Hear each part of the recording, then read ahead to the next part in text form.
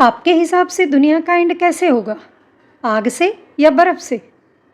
Robert Frost की एक छोटी सी पोएम सिर्फ 9 लाइन की है, लेकिन उसमें छुपी हुई है एक बहुत बड़ी बात। और अगर आप सीबीएसई क्लास 10th के स्टूडेंट हैं, तो ये 5 मिनट आपके एग्ज़ाम के लिए गेम चेंजर बन सकते हैं। आपको क्या लगता है, दुनिया का एंड कैसे होगा? आग से या बर्फ से?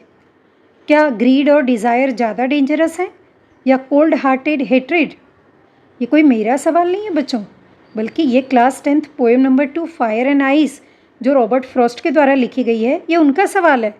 और अगर आप चाहते हो कि इस पोएम की हर लाइन का डीप मीनिंग आपको समझाया जाए, पोएटिक डिवाइस, एग्ज़ाम के टॉप क्वेश्चंस एक ही जगह पर मिल जाए, तो रुको बच्चों, क्योंकि ये वीडियो सिर्फ तुम्हारे सिलेबस को ही कवर नहीं करेगा, बल्कि तुम्हारे दिमाग को भी ओपन करेगा। So let us decode it, let us crack it only on Class Crack. नमस्ते बच्चों, वेलकम टू क्लास क्रैक, जहाँ सीबीएसई क्लास 10th के हर चैप्टर बोरिंग नहीं पर स्कोरिंग है। Now I will read the poem and then I will explain it. The poet says, some say the world will end in fire, some say in ice. यहाँ poet कहते हैं कि ये world जो है, हमारी दुनिया जो है, ये आग से ख़त्म होगी, और कुछ लोगों का मानना है कि हमारी दुनिया बर्फ़ से ख़त्म होगी। पर बच्चों, यहाँ आग का मतलब वो जलने वाली आग नहीं है। यहाँ आग का मतलब है greed, lust, desire, hatred, violence, ये सारा फायर में गिना जाता है। और आइस का मतलब होता है इग्नोरेंस, नो रिएक्शन और ब्लंट रिएक्शन। हम किसी चीज़ को इग्नोर कर देते हैं, उसकी ओर ध्यान नहीं देते, उसको अवॉइड करते हैं, तो ये सब चीज़ें आइस में गिनी जाती हैं। तो पोएट कहता है कि कुछ लोगों का मानना है कि वर्ल्ड जो है वो violence, hatred, jealousy, lust, greed, desire उससे ख़त्म होगा, और कुछ लोग कहते हैं कि नहीं, लोगों का अवॉइडेंस या इग्नोरेंस से ख़त्म होगा। पर poet says, for what I have tested of desire I hold with those who favour fire. Poet कहते हैं कि मुझे तो ऐसा लगता है कि जो लोग फायर के साथ खड़े हैं, जिनका ये मानना है कि ग्रीड, लस्ट, डिज़ायर और वायलेंस से ये दुनिया ख़त्म होने वाली है, तो मुझे लगता है कि हाँ, वो सही हैं, और उनके हिसाब से उन्हें लगता है कि हाँ, वर्ल्ड का एंड शायद ऐसे ही होगा। लेकिन पोएट ये भी कहते हैं, but if it had to perish twice, अगर इस वर्ल्ड को दोबारा एंड करना हो, दोबारा ख़त्म करना हो, I think I know enough of hate to say that for destruction ice is also great and would suffice. Poet says कि if the world has to be perish twice, तो ice is also the sufficient thing to end the world। अगर हम avoidance रखेंगे, ignorance रखेंगे, हर चीज़ का blunt reaction देंगे, हर चीज़ को ignore करते जाएंगे, ध्यान नहीं देंगे, तो उससे भी इस वर्ल्ड का एंड होगा, एक दिन ये दुनिया ख़त्म हो जाएगी। तो यहाँ पोएट फायर और आइस के ज़रिए हमें ये बताना चाहते हैं कि जिस तरह jealousy, lust, greed, desire, hatred, violence से दुनिया ख़त्म हो सकती है, तो इसी तरह जो आइस मतलब ब्लंट रिएक्शन, अवॉइडेंस, इग्नोरेंस, किसी चीज़ पर ध्यान नहीं देना, उसको इग्नोर करते हुए चले जाना, तो अगर हम इसी तरह करते रहेंगे तो हो सकता है कि एक दिन ऐसा आएगा कि ये वर्ल्ड ख़त्म हो जाएगा, ये दुनिया ख़त्म हो जाएगी। तो यहाँ पर पोएट जो हैं वो फायर और आइस, इन दो वर्ड के ज़रिए, इन दो वर्ड्स के द्वारा वो हमें ये बताना चाहते हैं कि किस तरह ये वर्ल्ड का एंड हो सकता है, दुनिया ख़त्म हो सकती है। तो ये छोटी सी पोएम है बच्चों, लेकिन इसका बहुत डीप मीनिंग है। मतलब इनडायरेक्टली हमें पोएट ये कहना चाहता है कि अगर हमें अपनी इस दुनिया को बचाना है, तो हमें hatred, jealousy, desire, lust, greed और वायलेंस से दूर रहना होगा, और जो इग्नोरेंस, अवॉइडेंस, ब्लंट रिएक्शन, इससे भी बचना होगा, क्योंकि अगर हम ये सारी चीज़ें करेंगे तो एक ना एक दिन ये दुनिया ख़त्म हो जाएगी, और हम सब नहीं चाहते कि ये दुनिया ख़त्म हो, बिकॉज़ हमारी आने वाली जो जनरेशन्स हैं उसके लिए हमें बचाना है इस दुनिया को। हम ये दुनिया आने वाली पीढ़ी के सर्वाइवल के लिए ज़रूरी है। तो इसलिए पोएट हमें इनडायरेक्टली ये कहना चाहते हैं कि अगर फायर और आइस जैसी जो चीज़ें हैं जिससे इस वर्ल्ड का एंड हो सकता है, तो हमें इन चीज़ों से बच के रहना है इन चीज़ों से दूर रहना है ताकि हम इस वर्ल्ड को अच्छे से संभाल सकें, ताकि हमारी आने वाली जनरेशन्स इसमें अच्छे से सरवाइव कर सकें। ठीक है बच्चों, तो आई होप कि आपको ये पोएम समझ में आ गई होगी। Now we will talk about poetic device. सबसे पहला है फायर एंड आइस।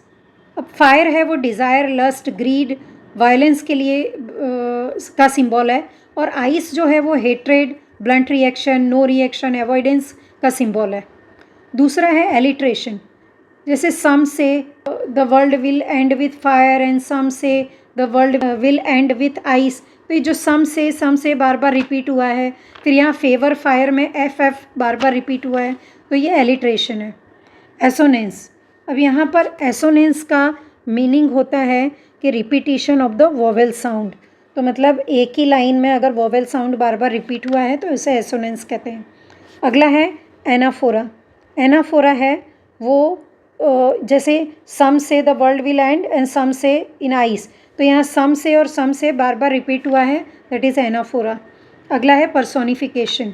पर्सोनिफिकेशन का मतलब होता है to give human qualities to inanimate objects. ठीक है, तो यहाँ फायर एंड आइस को पर्सोनिफाई किया गया है। अगला है एंजैपमेंट।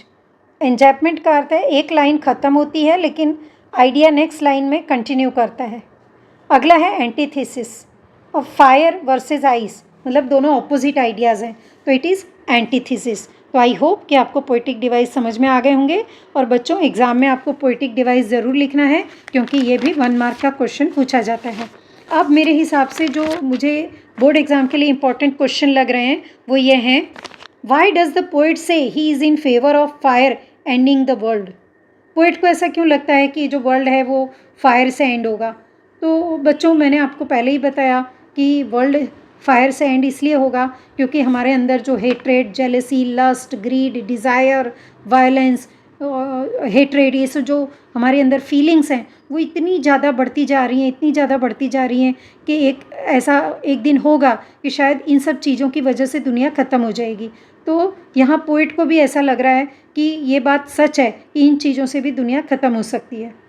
दूसरा क्वेश्चन है, how can we prevent the fire and ice to carry out in the ending of the world. मतलब हम इस वर्ल्ड को एंड होने से कैसे बचा सकते हैं फायर और आइस के द्वारा। तो यहाँ पर हमने पोएम में पढ़ा है कि फायर और आइस इन दोनों के ज़रिए पोएट हमें ये कहना चाहता है कि हमें इन सब चीज़ों से दूर रहना है, जैसे लस्ट, ग्रीड, डिज़ायर और वायलेंस, हेट्रेड, जेलसी, इन सब चीज़ों से भी दूर रहना है। और सपोज़ हमें ऐसी चीज़ें अगर दिखाई भी देती हैं तो हमें अवॉइड नहीं करना है, इग्नोर नहीं करना है, क्योंकि कई बार क्या होता है कि हमारे सामने मुसीबतें होती हैं पर हम उसको इग्नोर कर देते हैं, तो कई बार वो छोटी सी मुसीबत एक बड़ा रूप ले लेती है। तो अवॉइडेंस भी अच्छी बात नहीं है, इग्नोरेंस भी अच्छी बात नहीं है, किसी चीज़ का ब्लंट रिएक्शन देना भी अच्छी बात नहीं है।